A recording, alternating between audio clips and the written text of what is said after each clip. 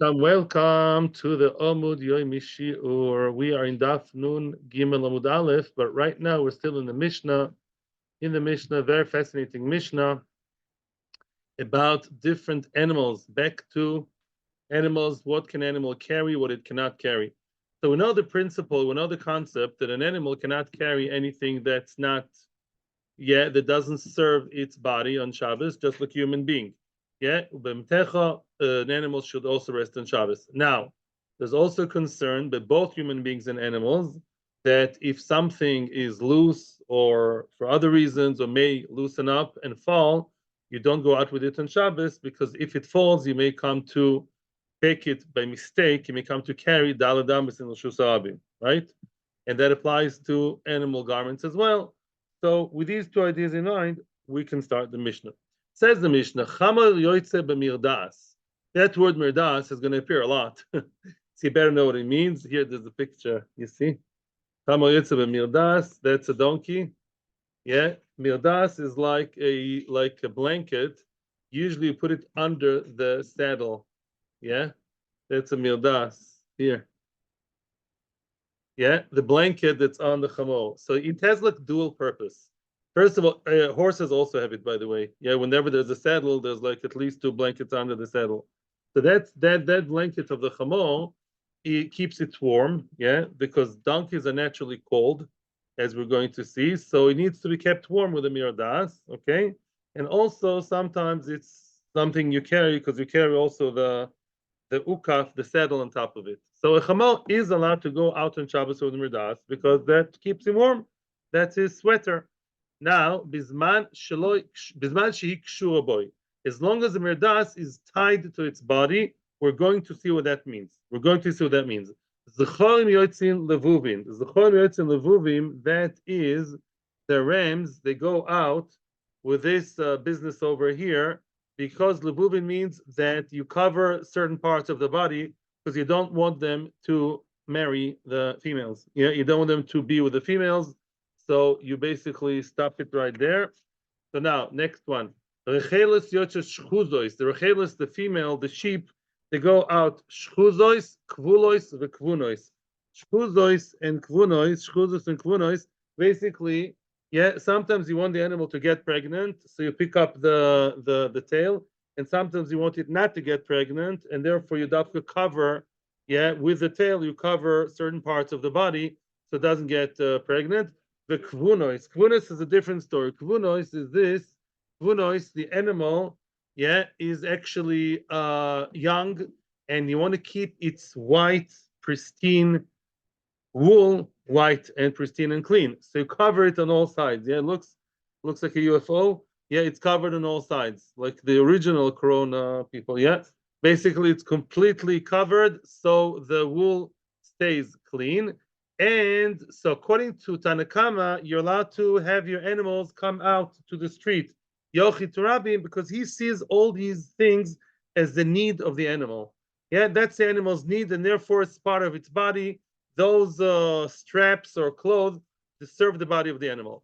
Izim yoitzes tzruos. What's izim yoitzes tzruos? These are goats, and the goats, sometimes the udders of the goats, you tie them. What do you do? Either you tie them over here on the actual udders so they don't have milk anymore. You want to stop the milk because you want them to get pregnant, let's say. Or sometimes you put a kli. You put like a kli underneath the udders to accept the milk. Yeah, and these things, according to Tanakama, are all considered as the need of the animal, the big chiddush. Even the milk, we're going to discuss it later in the Gemara, not today. But yeah, those izim, the goats, the female goats, they go out with the udders covered for whichever reason. Rabbi Yossi says, yeah, out of all the items that you mentioned, I only agree with kvunos. What's kvunos? Kvunos means when they're covered. You want to cover the wool so the wool stays clean. That's the need of the wool. Yeah, okay. Somebody wants to stay clean. He's dressed. Yeah, Mashenken. When you want them to get pregnant or not pregnant, according to Rabbi Yossi, that's not called the need of the animal, a physical need of the animal, and therefore it says it's also on Shabbos. By the way, I'm just being super nice over here to explain. Rashi, most of these things it doesn't even explain. will be explained later in the Gemara. I'm just giving you more of a detailed thing. Rabbi Yehuda Omer, izim yoytze suas liyavish avlo lecholom. This Rashi explains. Rabbi Yehuda says like this. Remember that there are two types. There are two reasons why one would cover the or put some kind of stoppage on the udders of the izim. Either because you want to stop the milk and it's like a bandage, like it's stopping it, or over here you put the kli, you put a little pot over here to accept the milk. Says Rabbi Yehuda, you know what? I actually agree that there's no problem to do either conceptually, in principle. But the problem is the kli that's there to accept the milk is going to fall. It's not tied very tightly. So I'm choishesh, maybe I'm concerned it's going to fall. He may come to carry. The ace is going to run away and he will run after it with a kli. Yeah, sounds funny, but it's Chilul Shabbos. And therefore, says Rabbi Yehuda, in that case, I'm machmir and I would not allow it. Okay, so now the main star of the show today will be the chamor. Most of the Gemara today will be about the donkey and the mirdas, that blanket of the donkey, and the other items of the donkey. And then we're going to talk about other animals as well. Says the Gemara, Baruch Hashem, Omar Shmuel, which means the only time you're allowed to have your animal, the chamor, going out from Rishus HaYochid to Rishus HaRabim with the mirdas on its body is only if you tied it, you dressed him with that, and you tied it Erev Shabbos. But if you dressed him and tied it on Shabbos, then he's not allowed to go to Rishus HaRabim. Oh, that is a Pandora's box. Ich weiß, endless reasons in the Rishonim. Endless reasons. Okay, just a short collection. It's a long Omud. And so basically, you can see Taisva says, based on Rashi later on, if you only tie it on Shabbos and not on Erev Shabbos, then it doesn't look as if it's not part of his clothes. It's considered a burden. Let me explain. The way I understood it from the Rishonim, animals, as opposed to human beings, they don't wear like a jacket and then pajama, and then they wear, sporty things. They wear the same thing all the time. Either they need it to wear it or they don't. So if you really believe so much in your animal needing the blanket, right, and you don't consider it as masui, as a burden, then why didn't you wear it yesterday? If you all of a sudden today in Shabbos, you all of a sudden dress it with that item, with the merdas, then it doesn't look exactly like the merdas is there to be worn for the animal. It looks more like a burden. Because you have to understand, merdas is a bit of a borderline thing. Yeah, it's also to keep warm, but it's also something that's ready to carry burden on it. We're always like on the fringe here. So it looks as if you're trying to take it far away. Tosa says also, other Rishonim, Koter but Bertanura, say, and also saw it now, other Rishonim, they say, how would you tie it on Shabbos? In order to tie, first of all, it could be kshira, could be tying is a problem, or even if you'll tie it in a way that's allowed, the only way to do it is if you support yourself against the animal. You're going to touch the animal too much. You're not allowed to touch an animal on Shabbos in a way that's supporting or moving it, You're just dealing and touching an animal, right? You're allowed to touch an animal like that. Animals are mukta. You can touch mukta like that, but you can't start leaning or dealing with it. That's a problem. Many Rishonim Bekitzer, don't tie that, tomorrow Shabbos, in 2 days, what do you do with your donkeys? From this Shabbos onwards, you don't tie your merdas and your donkey on Shabbos. Even you can avoid other problems. And if you did, it should stay in the chotzer, in Rishus HaYochid, and not go to Rishus HaRabim. Like a knas. Because it goes to Rishus HaRabim, it looks as if you dafka put a burden in order to go far away, also. Or maybe it's a knas. Once there, don't take it to Rishus HaRabim. Amar of Nachman, Mesnisi Nami Daika, our Mishnah, and actually the following Mishnah is also Meduyak, is also inferring what Shmuel just said. Diktani, the next Mishnah will tell us the opposite, the mirror image of this Mishnah, that a chamor is not allowed to go out with merdas if it's not tied, right? If it's not buckled, it's not tied, you can't go out with it on Shabbos. Echidami, what did the Mishnah mean? If you want to tell me that the mirdas is completely loose, not tied b'chlal, that's not a chiddush. Pshita, of course. Of course, because we've seen many times in Mishnayos, you see later, the concept of that maybe the thing will fall and you'll carry is very, very rampant. It's very common. So to tell me that my donkey can't start running around with a loose blanket on its back, come on. That's olive base. The Mishnah doesn't have to tell me that, yeah? Ella, love, must be she'enek shur me'erev Shabbos. Aha! It is tied. It's tied very nicely now, but it's not tied from Friday. Aha! Meaning, when did you tie it? On Shabbos. Ah, you tied it on Shabbos? Bad boy. That's a knas, and don't take it out to the street. Leave it in the chotzer. Michlal, that is to say, the Reisha, which was what we just saw now, the Mishnah that we're holding now, the Reisha that said that you are allowed to have the mirdas on the donkey, when would that be? Obviously, you tied it Me'erev Shabbos, so you treat it as what? As beged. It doesn't look like you're trying to go far away. And you tied on Friday. On Friday, you're allowed to tie things. You moved it on Friday. Friday, do whatever you want on Friday. Yeah? Then it's ready for Shabbos. You prepared it for Shabbos. Very nice. Now, the whole Shabbos, a mirdas, is not considered as masui. It's not really considered masui. It's levush. It's beged. Now the animal can run around freely from the house to the street, from the street to the house, can play hopscotch, do whatever it wants. Okay? Tanya nami hachi. Another brisa to support the same idea. Chamo yoitz. Oh, before we continue, just a small introduction. We are going to introduce a new kid in the class, and that is, up until now, spoke about the mirdas. It's a blanket. Now we're going to speak about ukaf. You know what's ukaf in Hebrew? Modern ukaf is a saddle. Next time you go horseback riding, ukaf. Ukaf is a saddle. Yeah. So now the question is about saddle. As we all know, a saddle is more for riding and less for warmth. But it's going to be discussed now. Tani namiachi, a brisa to support what we just said. Chamoyer yoitza b'mirdas b'zman shekshur l'merev Shabbos. A chamor may go out to the street with a mirdas, with a blanket, if you tied it on Friday. Very good, just like Shmuel said.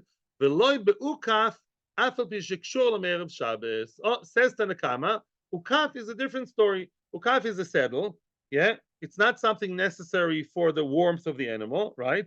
And it looks more like a masui kind of thing. So you're not allowed. Yeah, the ukaf is an extra bit, which is not serving the animal so much, right? It's more like for the rider or for the whatever, for the burden. And therefore, you're not allowed to have your animal going out with it. It's not levush, it's a burden. It's not allowed on Shabbos. Rabbi Shimon ben Gamliel argues and says, no, af ukaf bizman shekshur l'merev Shabbos. Yeah, and ukaf also, if you tied it on Friday, it's also okay. Ukaf also, as I said, ukaf is also a bit of a gray area, and ukaf also is good for the warmth of the animal.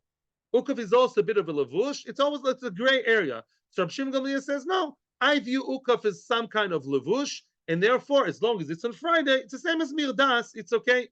Ubilvad. However, you know when ukaf is a problem. Now you're going to see the logic of Rashbag very clearly. Bilvad shelo iksholo masrichan, ubelvad shelo ifsholo retzuot achas znovoy. Let me explain. Masrichan, apparently, they used to have, like the ukaf had two straps. The strap that's in front of the animal, that's masrichan, that would tie to the chest, tie the ukaf to the chest of the animal to avoid that when the animal goes down, yeah, then the masui on the ukaf, the burden is not going to fall. That's why the front, like a front brakes of the car, yeah. And they would also have retzua tachas znovoy under the tail. They would have a back strap that when the animal goes up the mountain, then it's not going to fall down. What is the thing we're concerned will fall down? The masui, meaning when you have those straps, then you know that the role of the ukaf, the idea of the ukaf is a masui. Because if it's only for the warmth of the animal, you don't have those extra safety belts. You only have it for when you have a masui. Then says Rashbak, then I agree with you. Because when you have an ukaf with those extra belts that's supposed to keep the masui in the place, then you know that clearly the ukaf is there for masui, for burden. And that's not allowed on Shabbos. If you don't have those straps, then you can say, no, I'm doing it because my animal is extra cold and I'm putting an extra layer of warmth. That's good, according to Rashbag.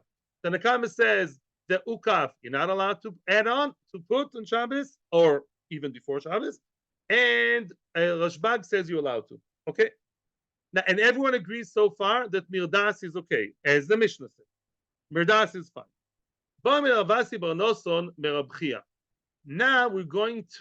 going to follow one shita over here, because again, otherwise we're going to go crazy. And when I followed that one sheet of Tosfos, all of a sudden everything made sense to me. So let me give an introduction based on Tosfos. Again, I apologize for not seeing Tosfos inside. It's a long daf. Basically, one of the prohibition of Shabbos, excuse me, but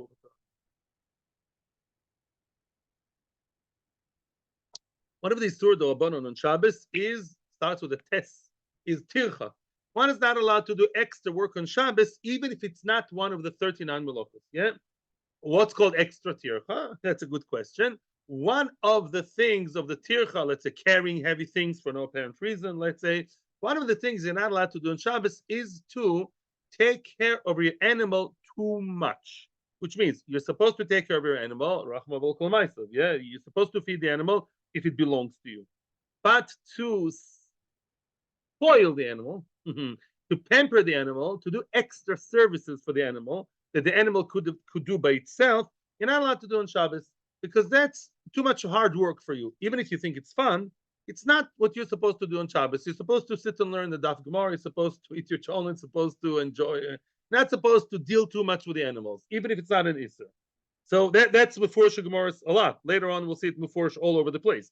Tosfos connects this entire Isser of not working hard by doing extra work for the animal to our sugya. And from now on, most of what we're going to see has to do with that. And with the Mirdas and the Ukaf. Ravasi Bar Noson asked Reb Chia bar Ashi, he asked Reb Chia bar Ashi, Ma liten mirdas al gabei chamor b'Shabbos? Are you allowed to put a mirdas and a chamor on Shabbos? Well, obviously, you see this obviously makes sense. Because he's not asking about placing the mirdas on Shabbos and going out, because we already established it's osur, right? You're not allowed to put a mirdas and then let it go out, right? Because of all the reasons we said. So what's the question? The question is maybe allowed to put the mirdas on the donkey on Shabbos, and the donkey is supposed to stay inside. I know my donkey today has an in Shabbos, not out. You're not teaching yeshiva there. In Shabbos, out Shabbos. Yeah. So the donkey has an in Shabbos. It's going to stay in the chotzer all the time. But maybe I'm not allowed to place a mirdas, and I'm trying to be nice to the animal. Well, there's no concern I'm going to pick it up if it falls because it's inside the house. No problem. So why shouldn't I put the mirdas on the poor donkey on Shabbos? Because maybe that's extra tircha. Maybe that's called over spoiling the animal, and I better go learn the Amud Yomi of Dilshu and not start putting blankets on the chamor on Shabbos, even with tying, without tying. So what's the halacha? Omar lei muto. So really, Reb Chia bar Ashi said it's allowed. Omar lei. So Ravasi bar Noson asked him, what's the difference between mirdas and ukaf? I already told you more or less the difference, but we're going to discover that. Yeah. In other words, what's the difference between mirdas and ukaf? Because he is assuming, and he'll later on prove, that ukaf, you're not allowed to put an animal on Shabbos, even if it's for the animal's good, right? As we're going to see. Ishtik. So Reb Chia bar Ashi kept quiet. Now he interpreted him being quiet as thinking you're talking nonsense. Keep meaning who says an ukaf is not allowed? Maybe both mirdas and ukaf are both allowed. Yeah. So you're attacking me with no basis. Eisive. You think I'm wrong? I'll prove you wrong from the following braysa. What does the braysa say? Ukaf shal gabe chamo lo yitaltelena beyodoi ela malicha umavia bechotzer v'nofel me'elav. Let me explain now a whole new concept again. Not a new case. Ukaf that's on the animal. I'm translating.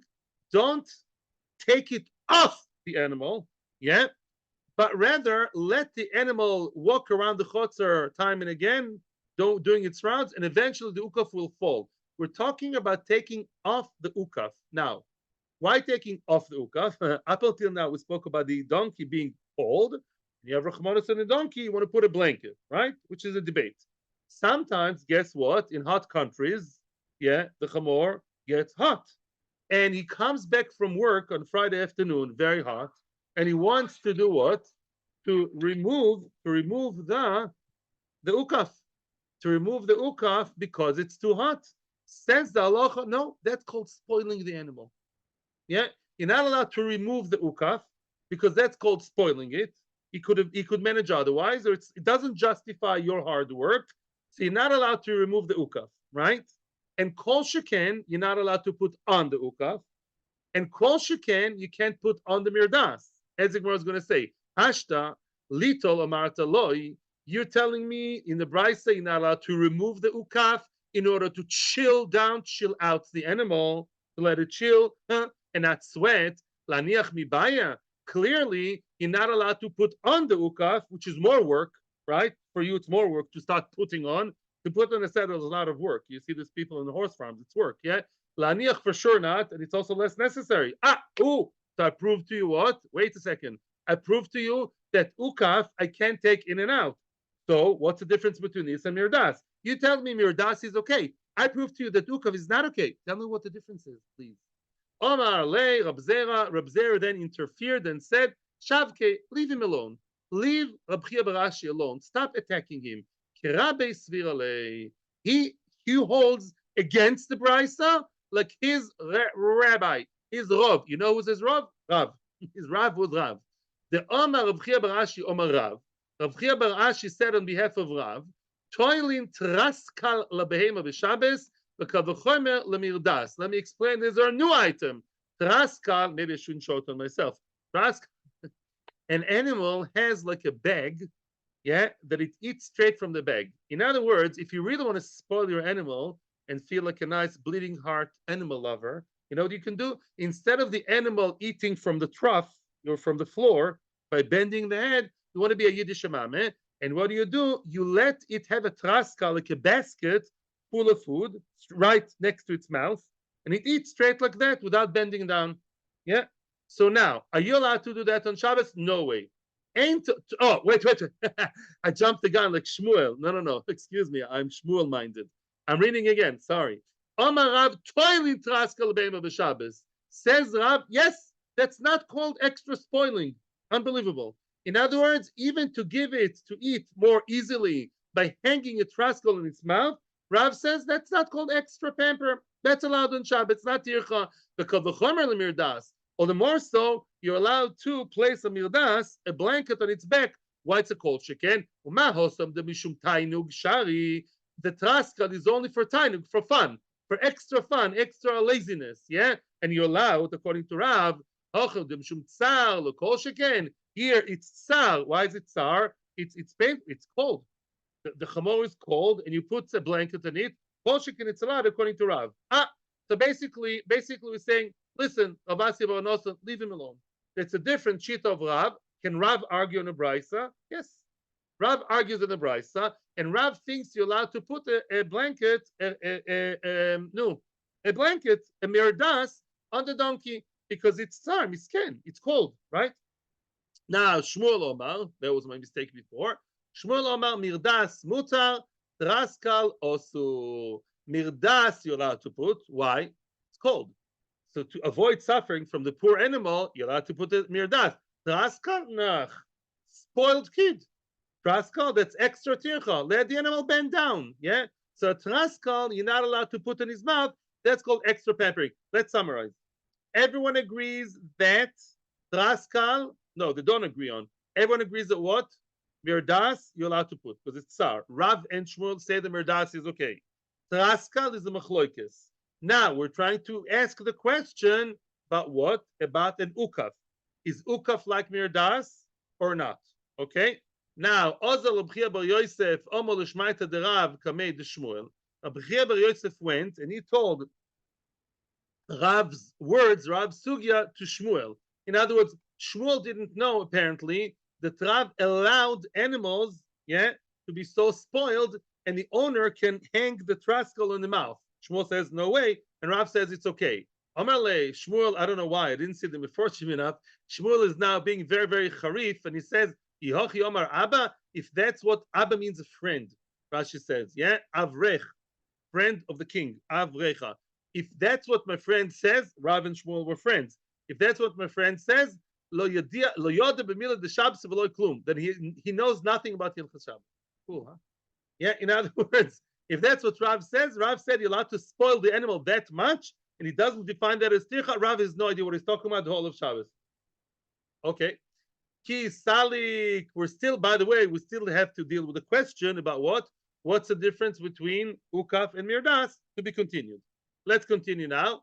Ki salik Rab Zera. When Rab Zera made aliyah to Eretz Yisrael, Ashkechel Rabbi Binyamin bar Yofes. He found Rabbi Binyamin bar Yofes, the Yosef v'Komer l'mishmed Rabbi Yochanan, that said on behalf of Rabbi Yochanan, that noisnin mirdas al gebe chamor b'Shabbos. And one is allowed to place mirdas on a donkey on Shabbos, which, by the way, was not what the original Brisa said, right? Who said you're allowed to put mirdas on the donkey? Rav and Shmuel, right? And he's now saying, yeah, look, that Rabbi Yochanan said, yeah, it's Eretz Yisrael. Who is the main person in Eretz Yisrael? Rabbi Yochanan. Rabbi Yochanan, the local Paisek, says you're allowed to put mirdas on the donkey. Amar lei, yeshar, koyach, good, straight, yashar, koyach. The chen tirgama aryuch bebavel. You know what Rabbi Yochanan said? Aryuch means a king. Aryuch, the king in Bavel, said the same thing. Aryuch, man, who's the king of the Amoraim? Shmuel. You know why Shmuel was called the king? Because Shmuel was known to be a very, very, very choshev, a major dayan in Hilchas Choshen Mishpat, right? Rav Shmuel, Alochik Shmuel be'mominus, yeah? And because he's a dayan, it's like a melech. Because it says, melech b'mishpat yamid eretz. Melech and mishpat, or Shoshana, right? The whole idea of melech and mishpat goes together. And also I saw in one of the Meforshim, in one of the other Masechtas, that also a dayan has the right to take money from one person to the other, like a melech has. The real kings that can, sort of move money from one hand to the other. So Bekitzer says, amazing, so nice.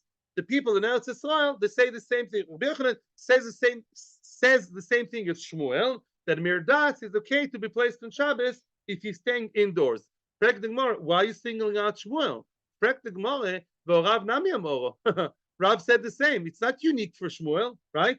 That thing, as much as they argued about Traskal, but they both agree that when it comes to the mirdas, Rav said the same thing as Shmuel, that mirdas is fine, poor animal is called. Ella, therefore you have to understand what went on there. Sham'e, he heard him, yeah. Now in the conversation between Rab Zera and Rabbi Yamin, he heard him daven Messiah Bey, he heard him continuing the sentence, finishing the sentence, the Ein Toinen Traskal B'Shabbos. He said mirdas is okay, and the Traskal is not okay. That's clearly only who? Shmuel. Rav said Traskal is okay. Amar le, Yishar, Shkoyech, Yosho, good, straight. Very nice. Okay, so good. Now, the Gemara now is taking us back to square one. Remember, there's a question mark hanging all the time. We are kind of creating a bigger and bigger consensus. Rav, Shmuel, Rabbi Yochanan, the mirdas is okay as long as you stay indoors. The animal is cold. Do a favor, okay? And therefore, you can put a mirdas. Now the question was, continues the Gemara or goes back, the kule alma mias. One thing surely, nevertheless, kule alma, everyone agrees, mirdas mutter. Mirdas is okay. Ma'ishna me'ukaf. Why is ukaf different, right? Because what we said before by Rav Nosson Bar Asi, that ukaf is not okay. So what's the difference? Why would mirdas be fine? Well, ukaf would not be okay to place on the animal on Shabbos and it's staying indoors. What's the difference? Answers the Gemara, Shani Hosam the Efsha Denofil Mimela. Because again, by ukaf, remember, the main thing by ukaf is to take it off to avoid the heat. You come home, you take off the jacket, it's hot. You turn on the AC, right? So basically, but the ukaf, yeah, is going to fall by itself. That's why it's tircha. Tircha is not only by what's good for the animal, it's also a function of what's easy for me to do. To dress the animal, even the smartest donkey, he can't get dressed. So of course the mirdat, which is to dress him, he can't dress himself. He's not a chimpanzee. And therefore I have to do it for him. The ukaf, let it run around, and eventually the ukaf will fall. Yeah, by his own movement. That's why. And if you do it yourself to take off the ukaf, it's a tircha. No. There's a difference, as we said before, there's a difference between heat and cold. Are you trying to make it warm or cold? Meaning, lechamimo is letzaro. To make it warm, it's real tsar. When a person or an animal, such as the donkey, are cold, right? To warm it is a basic need. Otherwise, it's bitzar. To remove the ukaf in order to make it cold is not considered tsar. Many of us would disagree and say, no, it's terrible tsar to be hot. You have jackets on you in the middle of the summer. Says the Gemara, that's human beings, not a donkey. That's what people say. A donkey, oh, A donkey, even in the season of Tammuz, which is Tammuz Av Elul, in the end of the summer, even then a donkey is always cold. Let me explain. You're talking about removing versus putting on. To put on, since a donkey is always naturally cold, it's a cold, I don't cold blooded, I'm not a scientist, but it's usually more cold than hot. It's more sensitive to the cold. Even in the summer, it feels cold. So therefore, in the winter, yeah, to put a mirdas on it is necessary. It's a cold animal. Put a mirdas. It has to. It's our balichaim. So that overrides tircha. It's not tircha. It's basics. A shenken, when it comes home from work Friday afternoon and it's hot, as much as it's hot, it's not so hot. That kind of animal is not so sensitive to the heat, and therefore to remove the ukaf is a tircha. It can manage, even if you will stay with it the whole Shabbos without running around. That's the second answer. So that's the difference between ukaf and a mirdas. Weiter, Mesivi. Oh, here we're going to see many, many cases. And soon we're going to see that, I'm also hot. You see, Mesivi. Yeah, Mesi. I used to be not sensitive to heat ever since I was born in Tel Aviv. So I was very, very heat immune. I could go with the hot stuff in the summer, like really for hours, it'd be okay. Now I got spoiled. Mesivi, weiter, Mesivi. Lo yetze asus bezanav shu'al. A horse is not allowed to go on Shabbos with the tail of a fox. Why would somebody put the tail of the fox? So we saw the different reasons, either for tachshit or because of ayin hora. Yeah, in other words, some people are concerned about ayin hora, that their horses are so good looking, people will put the evil eye in it. So they put a znav shual somewhere, yeah, in the horse between the eyes, says Rashi. You put it over here between the eyes, the znav shual. Don't do that on Shabbos. Soon we'll see why.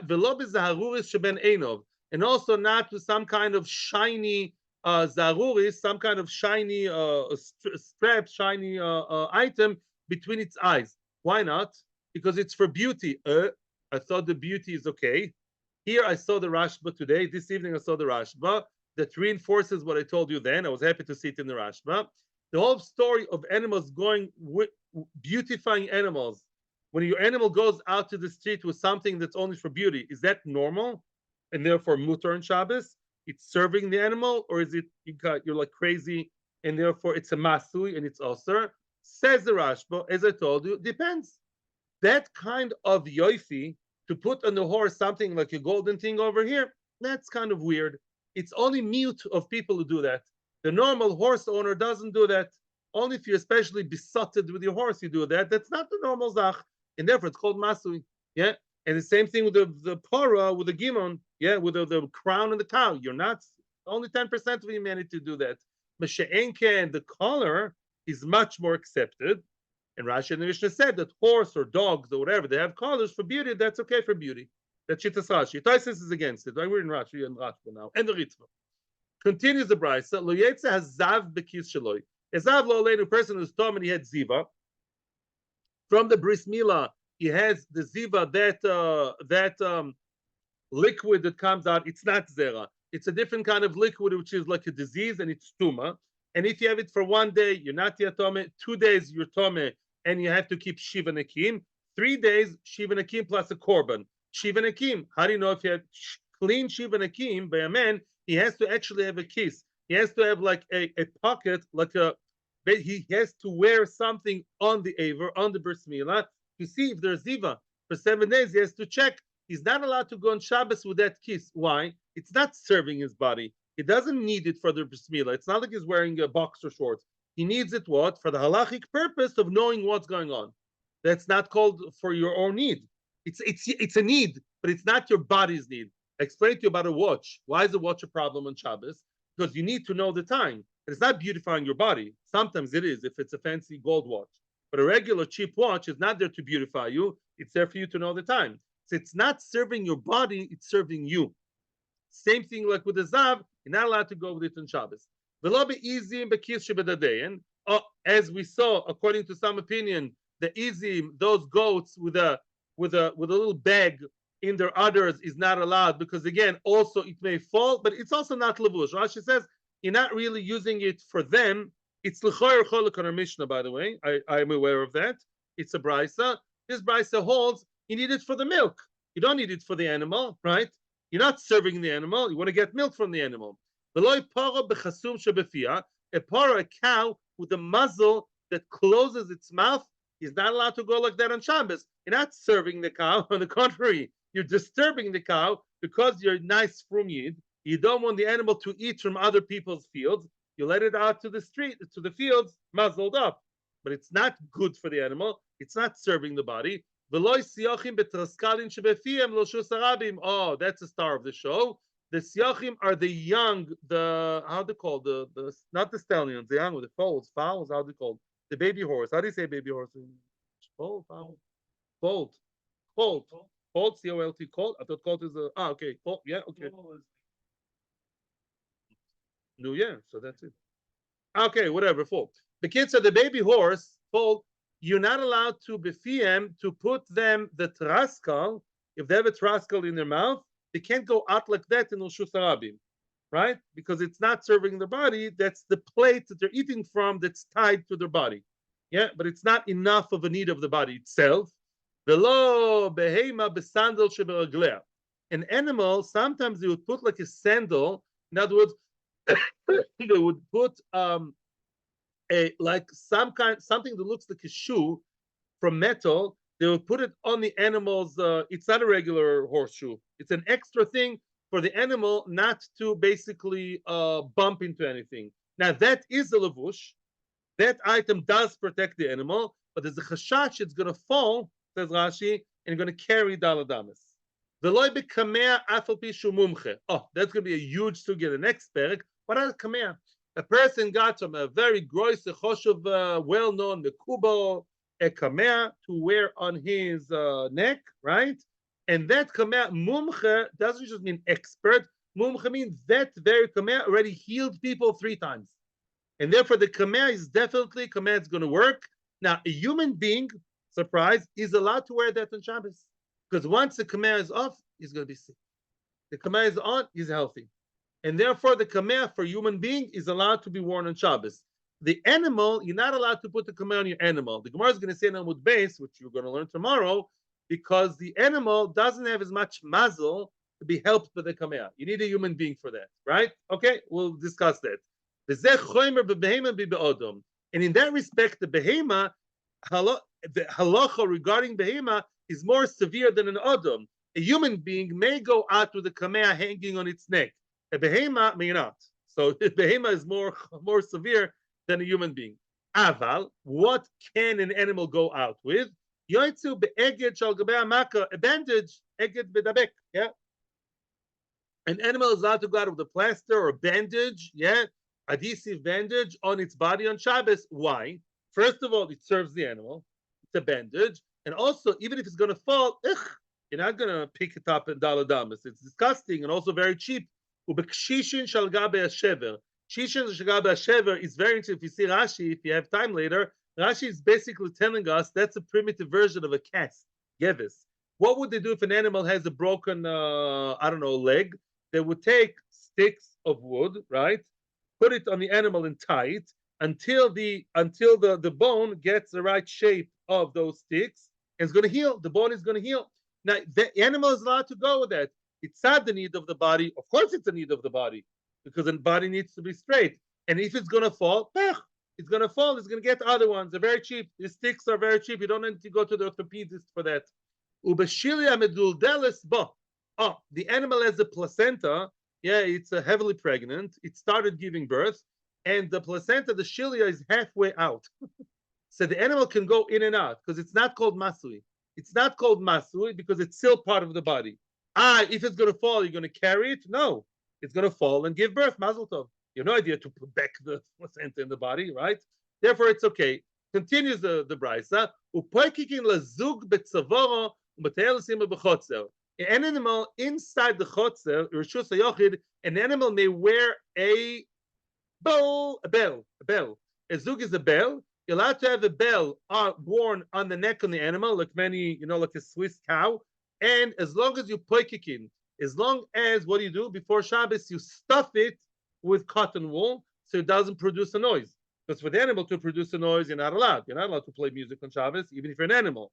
And as long as you're inside the chotzer, you're allowed to have that because it's inside the chotzer. You're allowed to have it. Outside the chotzer, you're not allowed to have the bell for the animal to go out, even though that's called beauty and it's okay. But it looks as if you're going to sell it in the market because such beauty, a bell, is usually when you go to sell it, you go out to the street, people will suspect you're going to sell it. That's why you're supposed to keep it in the chotzer because the bell outside the chotzer looks like it's commercial. Tani Mias, what do you want from all these cases? One question we have on Shmuel. What do we say here? Oh, we said that the problem with those young horses, the foals, to go with the traskal is only if it's wearing that food basket on its mouth, going to Shusarabim, because it's hoitzo to Shusarabim. Wait, the Shusarabim udoloi, habechotzer, shapir dami. You see that otherwise, if the animal stays indoors, the mere fact that I tied the traskal is fine. And it's not called spoiling the animal in a way of tircha. That's against Shmuel. You said the indoors is fine. The actual hanging it is not called like I'm dealing too much with the animal. My love, the Gemara is continuing the question. Begdoilim umishum tanug. We talk about relatively older, not very old, like teenage, like the horses that are pretty big. They're young but pretty big. Umishum tanug. The big ones they can manage. They can pick up their heads up and down. And you're tanug, you want to spoil them, cutie. You just want to be, kuchimuchi with them. And you see what? You still see it's allowed. Yeah, against Shmuel. You see that even though it's tainug, it's extra spoiling, and it's dollar shutrabim is not allowed. And as long as they stay indoors, the actual hanging and tying is fine. Against Shmuel, it's supporting who? Rav. And it says Gemara loy bektanim umishum tzav. No. We're talking about real young ones, real babies, and miskirim, they really can't bend down. They really can't bend down to the floor. They could maybe, but it's tremendous tar for them. So for them to hang it on their mouth, even according to Shmuel, is okay. It's not extra pampering, spoiling. And therefore, Shmuel says, of course, I didn't talk about that. And that's what the Brisa means. Daikanami, we're going to prove that, and we'll finish here. Now, I'll prove to you that we're talking here about Tzah. The Ktani Dume de Kamea Shmamino. In other words, just like Kamea was mentioned in the same Brisa, and Kamea is Mishum Choili. The reason why people put Kamea on human beings or animals is not for extra shmira like they do today, or extra spoiling or extra superstition. They put the Kamea because really otherwise the animal is sick. Yeah, and they put the Kamea for, it's not going to work maybe, but the reason why the guy put it on the animal is to heal the animal. That's real basic physical need. So to the traskal was basic animal needs, basic necessity of the horse. Why is it basic? Because it's a very, very young horse that really can't eat bending down, or maybe it'll be painful for him. Therefore, Shmuel says, of course, that I never argued. I spoke about the horses that are older and can manage very nicely to bend their hands down. And you're just being a Yiddish mame. You're spoiling them. You want to spoil your horses? Great. Do it 6 days a week, not on Shabbos. On Shabbos, it's a tircha. Well, Rav said it's not a tircha. Of course, Rav believes you're not allowed to be tircha on Shabbos. But Rav doesn't see the traskal put on the animal of any age as tircha. He doesn't find it as tircha. So let's summarize. So mirdas is allowed. Mirdas, if you want to take it to Shusarabim, from Mishus to Shusarabim, make sure the mirdas was tied on Friday. Then he can do whatever he wants. It's considered lavush, and the lavush is there from Friday. It's like an ongoing thing.